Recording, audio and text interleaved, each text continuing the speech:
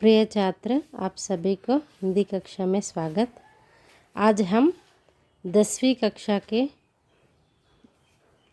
बरसते बादल कविता पाठ का नोट्स प्रश्नोत्तर जो है लिख लेंगे चर्चा के साथ। उसमें अंश जो है अर्धग्राह्यता प्रतिक्रिया, अभिव्यक्ति सृजनात्मकता, भाषा की बात और परियोजना कार्य, ये 4 अंशों के बारे में चर्चा करेंगे। चलिए, अर्धग्राह्यता प्रतिक्रिया के अंतर्गत आ प्रश्न क्या है? घने बादलों का वर्णन अपने शब्दों में कीजिए। ఓకేనా, దట్టమైన మేఘాల యొక్క వర్ణన మీ సొంత మాటలలో రాయండి. ఓకేనా, ఇది యాక్చువల్గా ఇది సిసి మోడల్ ప్రకారం మీరు సొంతంగా రాయాలి. మీరు రాయగలుగుతారు. ఓకేనా, రాయలేని పిల్లలు వాళ్ళు ఇబ్బంది పడుతుండే వాళ్ళ కోసం మేము వీడియోలో నోట్స్ తయారు చేసి పెట్టడం జరుగుతుంది. ఎవరైతే రాయగలుగుతారో వాళ్ళు మీ ప్రతిభ ఆధారంగా మేమిచ్చే ఆన్సర్ చూసుకొని దీనికి రిలేటెడ్గా మీరు సొంతంగా రాయడానికి ప్రయత్నం చేయడానికి మీకు ఇది ఉపయోగపడుతుందని భావిస్తున్నాను. ఓకేనా, మొత్తం కాపీ చేయకుండా దీన్ని జస్ట్ మీరు ఇంకా మంచి ఆన్సర్ తయారు చేసుకోవడానికి ఒక ఆయుధంలాగా ఉపయోగించుకొని ఇది చదువుకుంటే మీకు ఇంకా కొన్ని అడిషనల్గా పాయింట్స్ యాడ్ చేసుకునే నాలెడ్జ్ వస్తుంది. ఓకేనా, చూడండి. बरसते बादल सुमित्रानंदन पंत जी की कविता है। अर्धग्राह्यता प्रतिक्रिया, घने बादलों का वर्णन अपने शब्दों में कीजिए। उत्तर, ఏ ప్రశ్న అయినా మనం మంచి మార్క్స్ సాధించాలి అని అనుకుంటే ఆ ప్రశ్న యొక్క పరిచయం ఫస్ట్ రాస్తే బాగుంటుంది, మీకు ఎక్కువ మార్క్స్ వచ్చే అవకాశం ఉంటుంది. కాబట్టి పరిచయం రాయాలి. ఏ క్వశ్చన్కైనా ఈ పరిచయం అనేది ఉంటుంది. यह प्रश्न बरसते बादल कविता पाठ से दिया गया है. इस कविता का कवि सुमित्रानंदन पंत जी है. ओके, దాని తర్వాత డైరెక్ట్ క్వశ్చన్, घने बादलों का वर्णन मेरे शब्दों में, నా సొంత మాటలలో అని. घने बादल काले रंग में होते हैं. घने बादल जब आसमान में छा जाते हैं तब दिन में अंधेरा होने लगता है. घने बादलों के समय प्रकृति की सुंदरता देखने लायक होता है. बादलों का जन्म सागर में होता है. घने बादलों से वर्षा खूब होती है. ओके, ये रहा इसका ये आंसर. एक बार आप लोग अच्छी तरह से देख लीजिए. ओके, नेक्स्ट आ बिट में देखिए. आ बिट यहाँ पर वाक्य उचित क्रम में लिखिए. है जमजम बरसते जमजम మేఘ కే సావన్. మీకు అర్థమైంది అనుకుంటా. వీటిని మనం ఏం చేయాలి, సరైన క్రమంలో రాయాలి. ఓకేనా, ఏ తీన్ देखिए है. ये फर्स्ट क्वेश्चन का आंसर क्या है? झमझम झमझम मेघ बरसते हैं सावन के. सेकंड क्वेश्चन का, गगन में गर्जन गुमड़ गुमड़ गिर बढ़ते मेघ. ये क्या है? गुमड़ गुमड़ गिर मेघ गगन में बढ़ते गर्जन. ओके, थर्ड का क्या है? धरती पर झरती धाराएं पर धाराओं, धाराओं पर धाराएं झरती धरती पर. ओके, इसके उत्तर जो है मैं यहाँ पर लिखी हूँ. देखो, आ बिट आप लोग कविता के सहायता से इसका उत्तर लिख सकते हैं. ओके, नेक्स्ट देख ई बिट देखिए. नीचे दिए गए भाव की पंक्तियाँ लिखिए. ఇక్కడ భావం ఇవ్వబడింది. ఇది పద్యంలో ఏ లైన్లకి సంబంధించిన భావమో మీరు గుర్తించాలి. ఓకేనా, बादलों के घोर अंधकार के बीच बिजली चमक रही है और मन दिन में ही सपने देखने लगा है. మీకు అర్థమైంది అనుకుంటా. ఏంటది? చమ్ చమ్ చమ్ चमचम बिजली चमक रही रे उर्मे गन के थम थम दिन के तम में సపనే జగతే మనకి. ఓకే, ఆ 2 లైన్స్ రాయాలి. ఫస్ట్ కవితలో ఉన్నాయి కదా ఈ 2 లైన్స్. చెంచం ఇక్కడ నుండి ఇక్కడ వరకు, సపనే జగతే మనకి ఇక్కడ వరకు రాయాలి. ఓకే, నెక్స్ట్ క్వశ్చన్ చూడండి. कवि कहता है कि जीवन में सावन बार बार आए और सब मिलकर झूलों में झूले. क्या है? इंद्रधनुष के झूले में झूले मिल सब जन फिर आए जीवन में सावन मनवा. ఈ 2 లైన్స్ ఇక్కడ నుండి ఇక్కడ వరకు రెండవ దానికి ఆన్సర్. ఓకేనా, నేను మీకు ఇలా రాశాను చూడండి. नीचे दिए गए भाव की पंक्तियाँ लिखिए. चमचम चमचम बिजली चमक रही रे उर्मे गन के. ఓకే, ఇది 2 లైన్స్. రెండో దానికి కూడా ఇంద్రధనుష్కే జూలేమే జూల్ 2 లైన్స్ అన్నట్టు. ఓకే, నెక్స్ట్ ఈ బిట్ में पद्यांश देखिए. ई बिट पद्यांश पढ़कर प्रश्नों के उत्तर दीजिए. बंद किए हैं बादल ने अंबर के दरवाजे सारे, नहीं नज़र आता है सूरज ना कहीं चांद सितारे. ऐसा मौसम देखकर चिड़ियों ने भी पंख पसारे, हो प्रसन्न धरती के वासी नभ की ओर निहारे. బంద్ కియే హే బాదల్నే అంబర్కే దర్వాజే సారే. ఓకేనా, అంబర్ అంటే ఏంటి? ఆకాశం. ఆకాశం యొక్క తలుపులన్నీ ఎవరు మూసేసిండ్రంట? బాదల్, మేఘాలు. అంటే మేఘాలు వచ్చినప్పుడు మొత్తం ఆకాశం అంతా నల్ల పడిపోయి ఏం కనిపించదు కదా, అలా అన్నట్టు. నహీ నజర్ ఆతా హే సూరజ్ నా కహీ చాంద్ సితారే. ఎందుకంటే ఎక్కడ మనం ఆకాశంలో చూసినా కూడా నజరానా అంటే కనిపించడం, నహి నజరానా కనిపించరు. ఎవరు? సూర్యుడు, చంద్రుడు, ఇంకా తారలు, ఇవి కూడా కనబడవు. ఐసా మౌసం దేక్కర్ అలాంటి వాతావరణం చూసి పక్షులు వాటి పంకలు, పంక్ అంటే ఏంటి? వాటి యొక్క రెక్కలను ఇలా వ్యాపింప చేస్తాయి. హో ప్రసన్న ధరతీకే వాసి నబ్కి ఓర్ నిహారే. భూమిపైన ధరతీకే వాసి అంటే ఎవరు? మనము, ఇంకా భూమిపైన ఉన్న ప్రాణులన్నీ కూడా ఎంతో సంతోషంగా, ప్రసన్న హోకర్ సంతోషంగా ఆకాశం వైపు ఆశతో చూస్తారంట. ఎందుకు? వర్షం వస్తుందని. సంతోషం కదా వర్షం అంటే. ఇక్కడ దానికి సంబంధించిన ప్రశ్నలు ఉన్నాయి చూడండి, ఇక్కడ రాశాను. కిస్నే अंबर के दरवाजे बंद कर दिए हैं. किसने बंद कर दिए हैं? बादल ने. ओके, बादल ने, బాదల్ అని రాస్తే సరిపోతుంది. నెక్స్ట్ ఈస్ కవిత కా విషయ క్యా హే. ఈ పద్యంలో మొత్తం దేనికి సంబంధించిన విషయం ఉంది? ఇందులో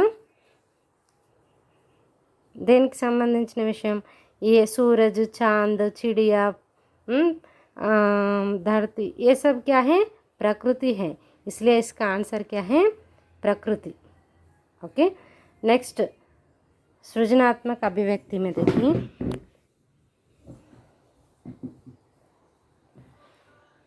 फर्स्ट प्रश्न, वर्षा सभी प्राणियों के लिए जीवन का आधार है, कैसे? इसका अभिव्यक्ति सृजनात्मकता में वर्षा सभी प्राणियों के लिए जीवन का आधार है, कैसे? वर्षा सभी प्राणियों के लिए जीवन का आधार है क्योंकि वर्षा से ही काफ़ी पानी सभी भूभागों में उपलब्ध होता है. प्रकृति पुलकित होती है. पेयजल అంటే తాగునీరు और भोजन या दाना सभी प्राणियों को मिलते हैं. मनुष्यों को कपड़े भी मिलते हैं. बिजली पैदा होती है. मनुष्य का जीवन कृषि पर आधारित है. कृषि पानी पर आधारित है. ओके, ये आसान वर्ड्स हैं, आपको समझ में आया? समझ में. ओके, नेक्स्ट देखिए, एक बार ये आंसर अच्छी तरह से देख लीजिए.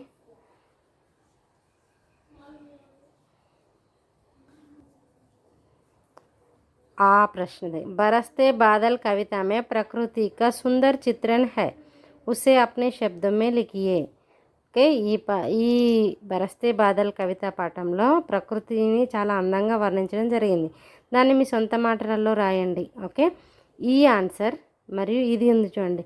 फिर फिर आए जीवन में सावन मन भावन ऐसा क्यों कहा गया होगा स्पष्ट कीजिए. ఓకేనా, ఈ ఆన్సర్కి ఈ ఆన్సర్, ఈ రెండు ఆన్సర్లు దాదాపు ఒకటే. ఓకేనా, నేను ఎక్స్ప్లెయిన్ చేసేటప్పుడు చెప్తా మీరు ఎలా రాయాలనేది. ఓకే, చూడండి. बरसते बादल कविता में प्रकृति का सुंदर चित्रण है, उसे अपने शब्दों में लिखिए.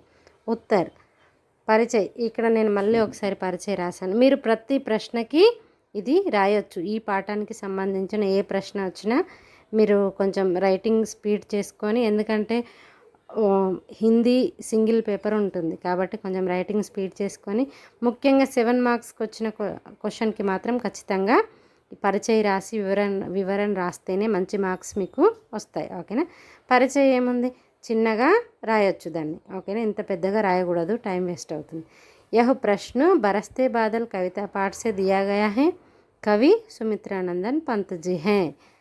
ओके, ये परिचय पढ़ते ही टीचर को समझ में आता कि आपको पूरा कविता याद है, वो पाठ पूरा आपको दिमाग में है बोल के टीचर समझते.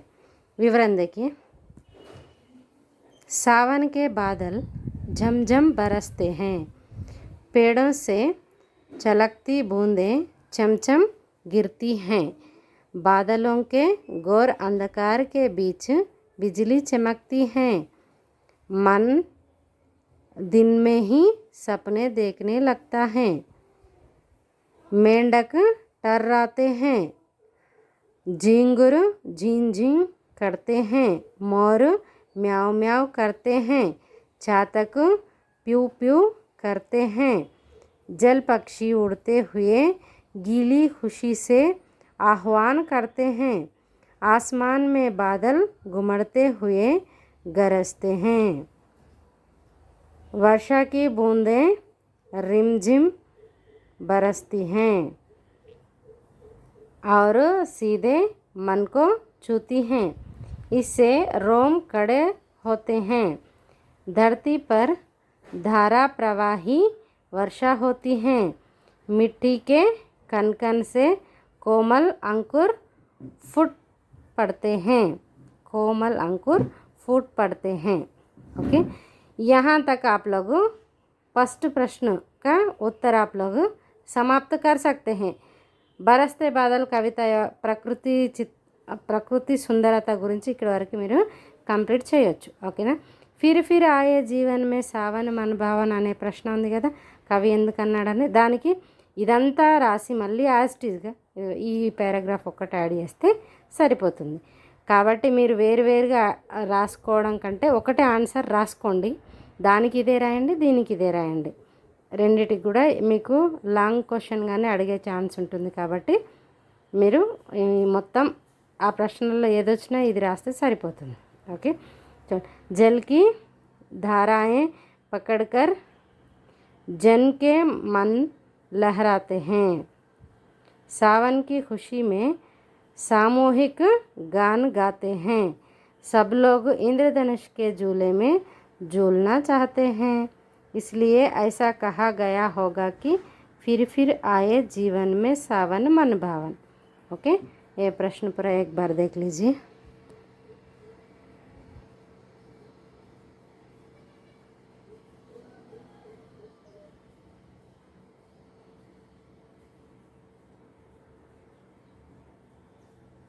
यहाँ तक फर्स्ट का लिख सकते हैं, चाहे तो ये पूरा भी लिख सकते हैं.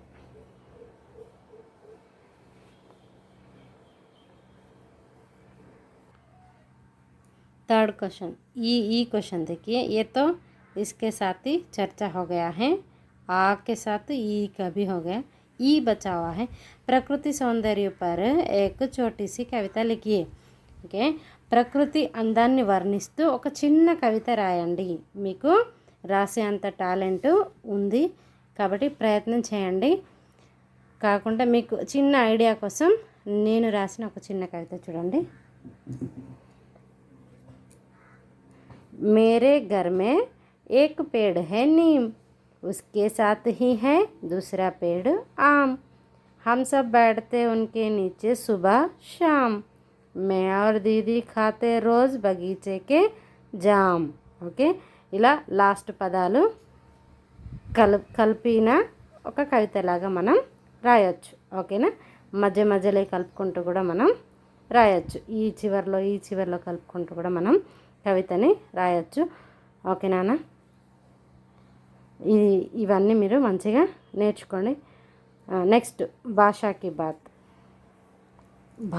बात देखिए. आ बिट में तरु पर्यायवाची शब्द लिखना. तरु, गगन, घन इनके पर्यायवाची शब्द. तरु का क्या है? वृक्ष, पेड़. गगन आकाश, अंबर. घन मेघ, बादल. ओके, नेक्स्ट आ बिट के बाद आ बिट मैं यहाँ पर लिखे नीचे, क्योंकि वाक्य प्रयोग है ना ये. मेघ और तरु ये दोनों का वाक्य प्रयोग करना है. मेघ बरसते हैं और गरजते भी हैं. इला ओके ना. तरु सब प्राणियों को प्राणवायु तरु से मिलता है. ओके, ఈ విధంగా వాక్య ప్రయోగం రాయొచ్చు. ఓకే, నెక్స్ట్ देखिए.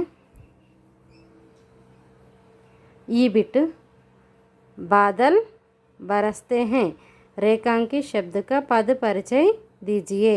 ये रेखांकी शब्द क्या है? बादल. उसका पद परिचय क्या है? बादल जातिवाचक संज्ञा शब्द है और पुल्लिंग बहुवचन शब्द है. ओके, और ई बिट में दूसरा प्रश्न देखिए. पेड़ पौधे कौन सा समास है? द्वंद्व समास है. पशु पक्षी द्वंद्व समास है. ओके, नेक्स्ट ई बिट देखिए. शब्द संक्षेप लिखिए. उसको సంక్షేపంలో అంటే దాన్ని విస్తరించి ఉన్న వాక్యాన్ని చిన్నగా రాయడాన్ని శబ్ద సంక్షేపణ అంటారు. మనకో భానే వాలా అంటే ఏంటి? మన భావన్. ఓకే, మనకో మోహనే వాలా मनमोहन. ओके, यहाँ से भाषा की बात आपकी ख़त्म हो गई है.